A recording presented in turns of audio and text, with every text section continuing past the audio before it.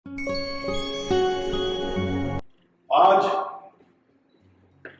मां सरस्वती का दिन है और हमारी पत्नी का नाम भी सरस्वती है। तो इस अवसर पर हम चाहते हैं कि हमारी पत्नी दो शब्द कहकर छात्र छात्राओं का हौसला बढ़ाए। नमस्ते। माँ सरस्वती को नमन करते हुए हम बस इतना कहना चाहते हैं कि इंसान के जीवन का सबसे पहला लक्ष्य शिक्षा होता है। हमने अपनी दोनों बहुओं को पढ़ाई के लिए बहुत प्रोत्साहन दिया। हमारी बड़ी बहू उसने MBA किया हुआ है और हमारी छोटी बहू तो आप ही लोगों के साथ पढ़ती है?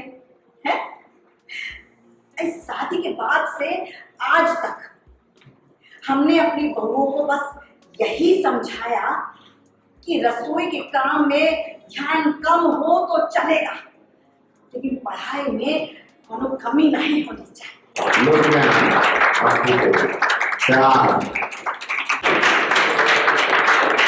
बस अपनी बात संपन्न करने से पहले हम इतना ही कहना चाहते हैं कि शिक्षा का दीप जलाना है, देश को रोशन बनाना है। अब मैं अपोलिना पांडे को स्टेज पे इनवाइट करना चाहता हूँ।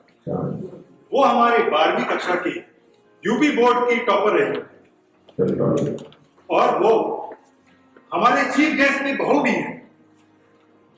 अपोलिना पांडे के लिए तालियां।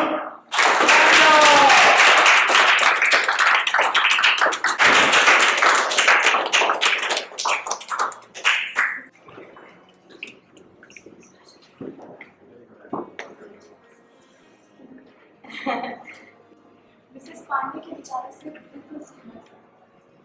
पढ़ाई वो ताकत है जो सही और गलत के बीच में, पढ़ाई वो ताकत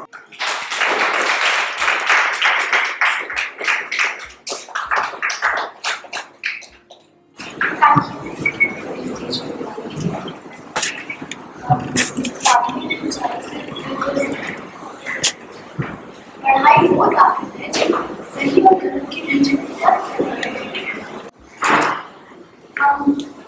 मिसेस पांडे के विचारों से बिल्कुल पढ़ाई वो ताकत है सही और गलत के बीच का फर्क करता है और जो पढ़ा लिखा है उसका हर समझता है कि जो गलत है उसके खिलाफ हमेशा आवाज उठाए।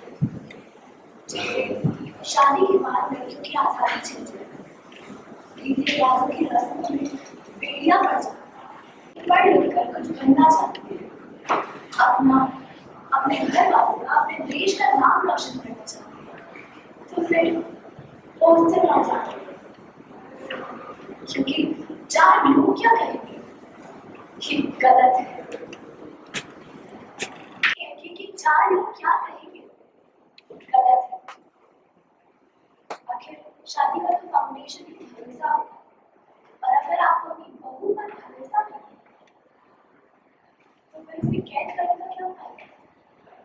शादी जैसे रिश्ते का तो फाउंडेशन ही भरोसा है, और अगर किसी को अपनी बहू पर भरोसा है तो उसे कैद करने की जरूरत तो पड़नी ही नहीं चाहिए। और अगर किसी को अपनी बहू पर भरोसा है तो उन्हें अपनी बहू को कैद करने की जरूरत ही नहीं पड़नी चाहिए। सबके लिए एक प्रश्न है।